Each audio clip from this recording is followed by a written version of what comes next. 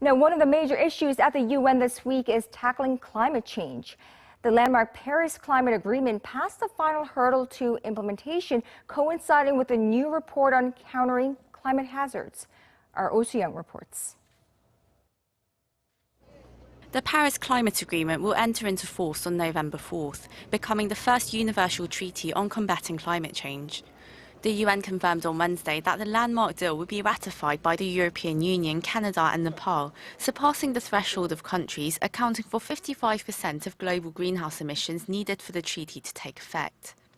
The main goal of the agreement is to keep the rise of global temperatures to below 2 degrees Celsius, while trying to limit the figure to 1.5 degrees Celsius.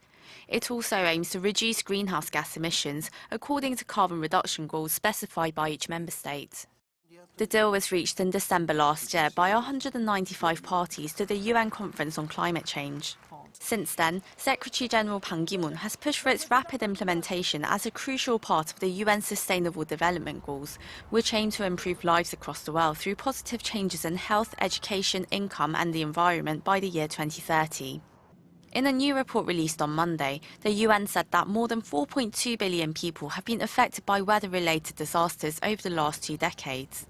Developing countries incur the biggest losses, with hurricanes, droughts and other climate hazards resulting in both environmental and socio-economic consequences and knocking off about 5% of their GDP.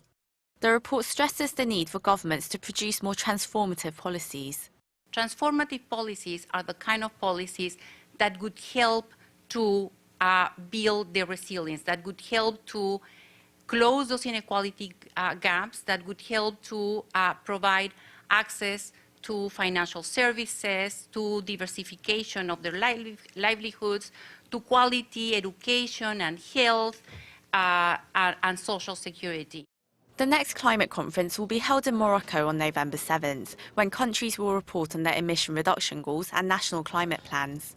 Soo-young, Arirang News.